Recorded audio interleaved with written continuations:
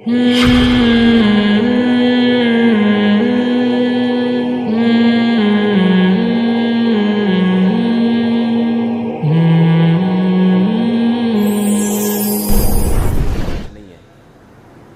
نے کہا کہ بعض مرد اپنی بیوی پہ ہاتھ اٹھاتے ہیں.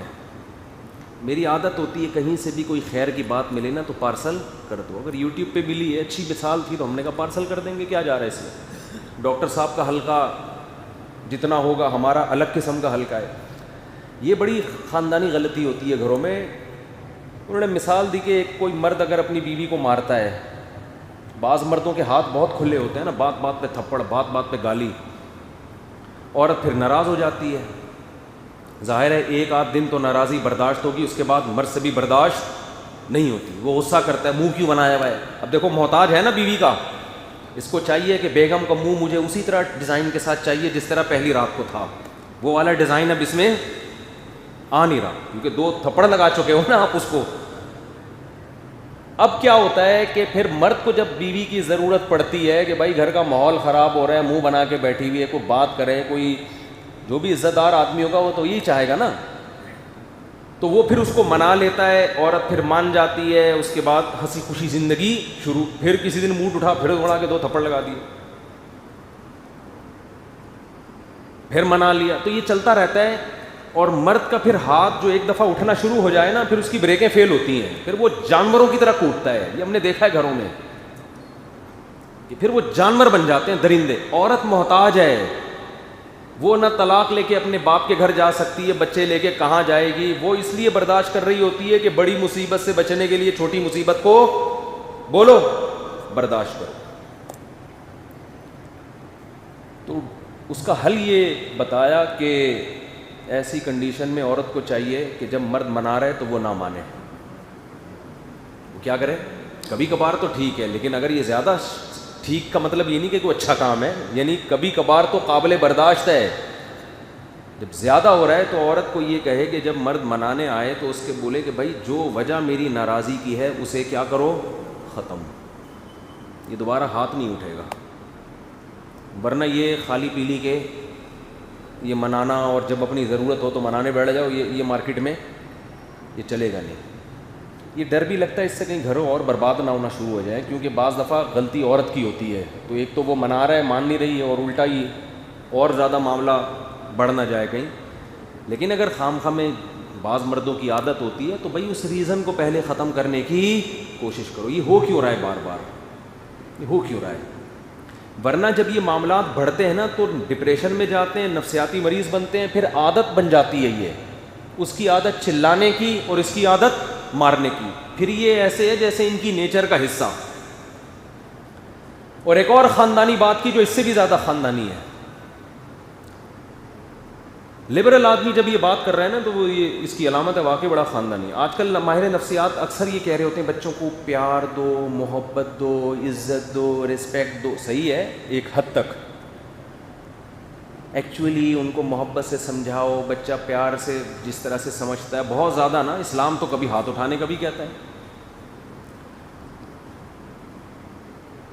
تو ڈاکٹر صاحب نے کہا کہ جو بچے اس ماحول میں پلتے ہیں وہ باپ کو بوڑھا ہونے کے بعد بوجھ سمجھتے ہیں, کیونکہ ان کی ہر خواہش پوری ہوئی ہے, اور وہ یہ سمجھتے ہیں کہ ماں باپ ہمارے محتاج ہیں, ہم ماں باپ کے محتاج نہیں. یہ جو محتاجی والا عنصر میں بتا رہا تھا نا, جب ماں بچے کو کھلانے کی کوشش کرے گی, یہ کھا لے تو یہ نہیں کھاتا, تو یہ کھا لے تو یہ نہیں کھاتا, اس سے گزارشیں کر رہی ہے, تو بچہ یہ سمجھتا ہے کہ روٹی میرے پیٹ میں جائے گی, پیٹ بھرے گا کس کا, ماں کا بھرے گا.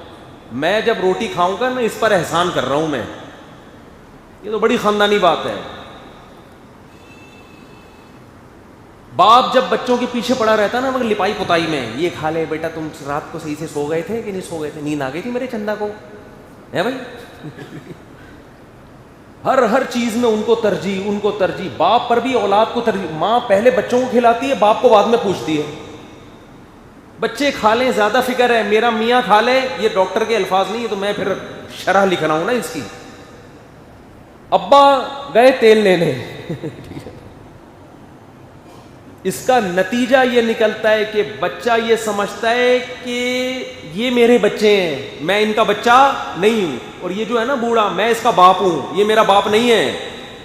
والدین کی ذمہ داری ہے کہ بچوں کو محبت دینے کے ساتھ یہ باور کرائیں کہ باپ یہ ہے، ماں میں ہوں، تم اولاد ہو، اولادوں کی طرح رہو یہاں پہ۔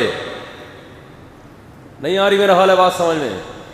میرے پاس جب یورپ امریکہ سے لوگ آتے ہیں نا، سب کی بات نہیں کر رہا بھائی، جو بیان سن رہے ہیں ان کے علاوہ کی، تو جو بچہ جب باپ کے ساتھ بیٹھا ہوا ہوتا ہے تو مجھے لگ رہا ہوتا ہے یہ باپ ہے، اور یہ باپ جو ہے یہ کیا ہے؟ بچہ ہے۔ باپ کی آواز اپنی اولاد کے سامنے بہت ہلکی ہوتی ہے۔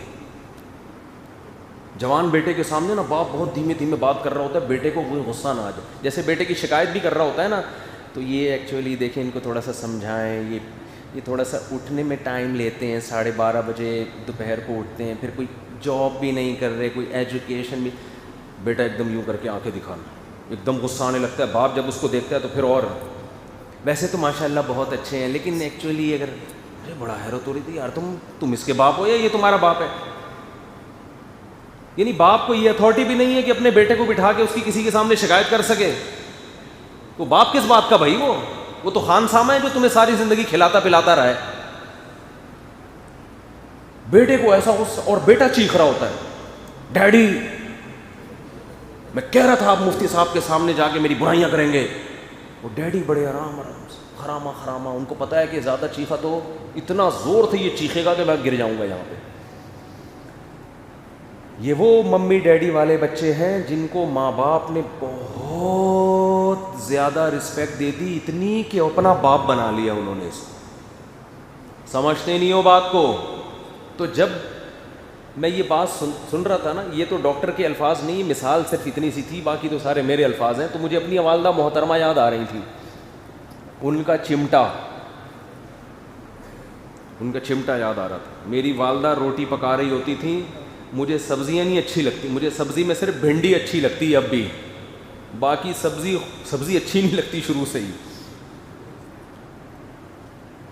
بس کوئی مزاج کچھ اس ٹائپ کا تھا۔ اور ہماری والدہ بھی سہارنپور کی تھیں، تو انڈین کھانے، آلو کی بھجیا، کھنڈیاں، بڑیاں، وہ ہمیں ویسے ہی نہیں اچھی لگتی تھیں، کھنڈیاں اور بڑیاں۔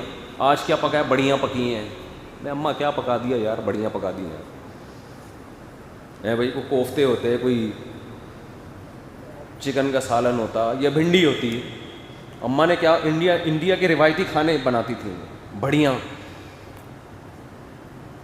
تو ہمیں یاد ہے کہ قانون یہ تھا کہ جو پکے گا تیرا باپ بھی وہی کھائے گا، جو پکے گا، اور والد صاحب بھی وہی کھا رہے ہوتے تھے، جو پکے گا۔ مجھے نہیں اچھا لگتا تھا بالکل۔ اب مجھے یاد ہے کئی بار ایسا ہوا کہ میں بیٹھا ہوا ہوں، سالن سامنے، روٹی میں نے یوں کر کے نا غصے میں یوں کھا رہا ہوں، اور پھر میں جیسے بچے نہیں کرتے ہیں کر رہے ہوتے، تو والدہ وہ چمٹا دکھاتی تھی، اس سے ماروں گی، یہ گرم ہے۔